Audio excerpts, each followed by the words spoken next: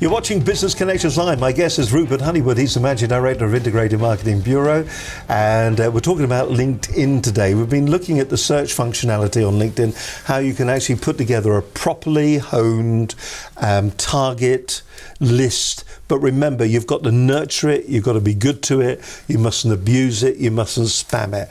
What do we look at next? What's the next area? Right. What I'd probably suggest is, I'd quite like to show you that slide with the three gears again, because it then hones in much more on what to do next in terms of the process. So I don't we're able to bring that up on the screen. So there they are. So we had lead generation at the top. We've been looking at the prospect nurturing side now. The sales optimization part is also very important to understand, because moving on from LinkedIn now, this is where when you've got to the point where the person's actually asking to have a conversation. Okay, so what you have is a potential sales-based conversation, and so what you need to do at that stage is make sure your nurturing process at the back end are very strong to be able to deal with that. So, for example, obviously, if you go networking, sometimes the conversation can be very cursory, as you talked about earlier on. Other times, you try and build relationships very much on depth. On LinkedIn, people have got to know you a little bit, but they don't know a huge amount about you. They may feel there is some form of image match. They may like what's on your profile. They might like the way you've approached them.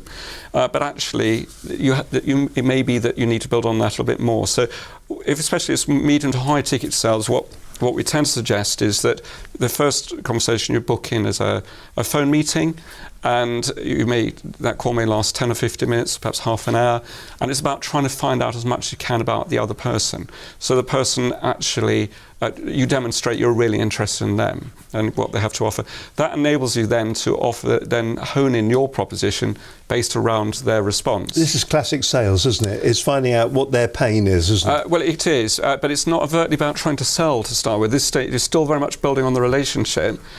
Then ideally just get their agreement to send something out to them, which may be very short, it may be just like a one-page PDF, but also within that conversation, if they're a good prospect, then book in a meeting at the same time to go and see them, either for a coffee or to their offices, or if that's not practical, then do it via Skype or something very similar like that.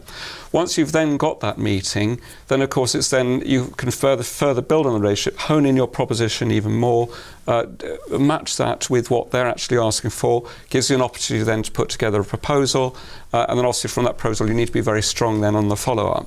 If you make sure all these parts are balanced, so imagine a three-legged stool. If one of these parts aren't quite balanced, your business is going to struggle. If you make sure all three legs of your stool are even, and all those cogs are turning in tune, as it were, then you're going to get really good results. And the sales follow-up is where most businesses go wrong. People have almost forgotten how to use the telephone. And it's so important, that part, and building relationships. So really, build that relationship. What about CRM systems, customer relationship management? Is that something that is integral to this as well? Yes, if you've got a really good CRM system, and there's a number of them out there, with Salesforce and a whole range of others as well. If you're a very small business, I wouldn't particularly recommend it, but a lot of people do keep their lists in something like Excel. And you can put in obviously a column in there for action date and put phone numbers in there. Of course, Excel, you can import CSV files and all the other stuff as well. But there's a whole range of products and services which are great for this, and we're actually adding to our own platform, so people will get a simple CRM as part of our solution as well. Now, from your point of view, when you're using it to grow your own databases, there are a number of tools there, like people who have been and looked at your particular profile page, and you can see that. Do you follow those people up? Do you use that as something? And are you selective? If somebody's been to your page and looked at your profile, looked at what you do, what's your normal course of action? If someone appears to be, there seems to be a good synergistic fit, then yes, I do try and engage with them. So someone may have looked at your profile, or they may have actually congratulated you on a work anniversary or birthday. Then I always reply to those. I don't just ignore those. And is that a good thing to do? Because I have found that I now tend to I will congratulate people on work anniversaries and also birthdays as well. But I do. Somebody just went but the thing is that I think it's also quite important to actually be aware of the context and the person that you were congratulating. Exactly, and it is very important to personalise that message, not just use the standard response, which it tends to be encouraged. Otherwise, it's not really real. It's about presenting you and me as a real person, again, who's really interested. So the other thing is you may question about the whole endorsement thing in LinkedIn. Recommendations are great on profiles. Endorsements people never quite get. But actually, if someone endorses you, then I'd always thank them for that endorsement as well.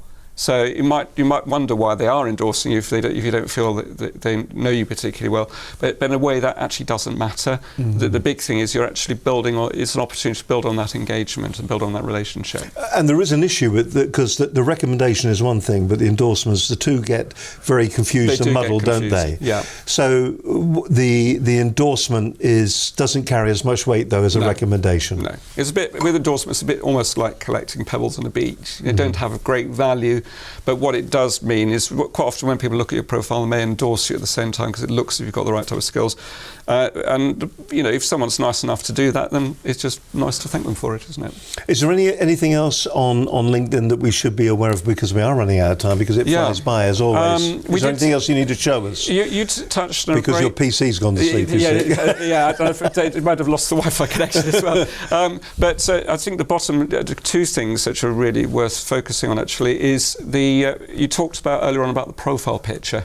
People do forget about the importance of the profile picture. It's really important your profile picture is very warm and engaging, not some cheap shots being taken by a friend who's, you know, and it's perhaps from the wrong angle. It never ceases to amaze me that you actually sometimes will see, you may have done this, some profile pictures, for instance, a bride in a wedding gown.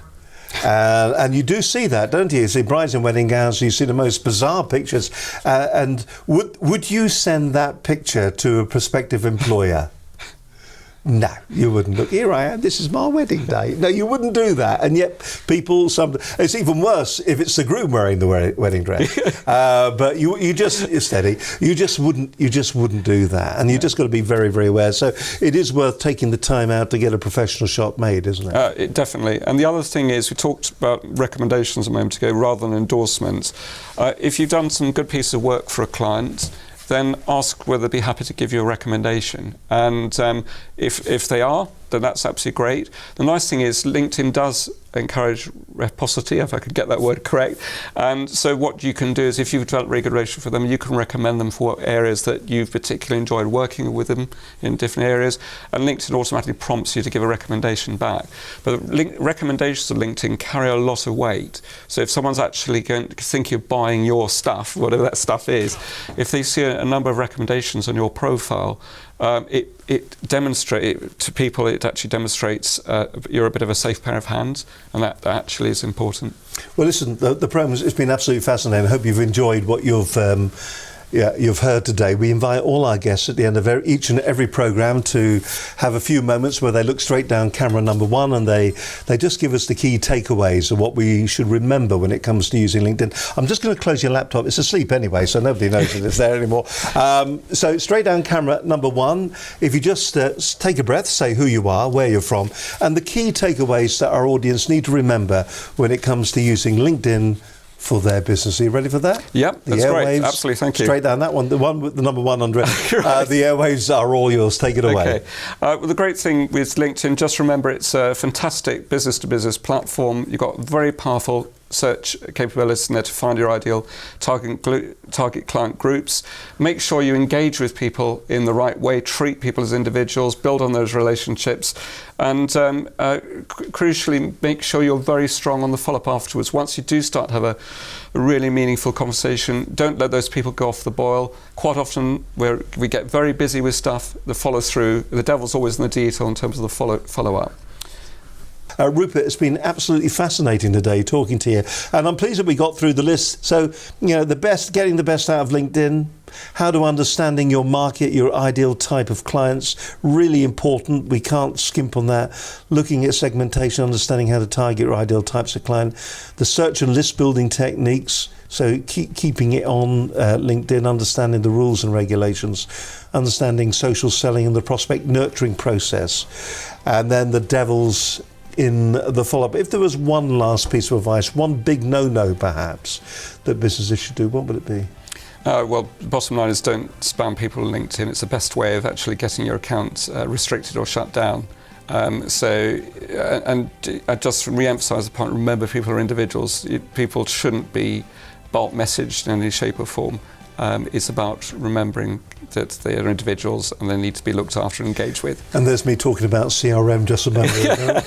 Don't No, bulk message them, but use all the different tools that are there. Yeah. But do not be thinking that LinkedIn is just Facebook on steroids. It is more than that. It is a valuable research and marketing tool that can maybe change the prospects of your business from zero to hero. My guest today, Rupert Honeywood, Managing Director of Integrated Marketing Bureau. Thank you very much for being on Business Connections Live today. Thank you Steve. very much indeed for watching.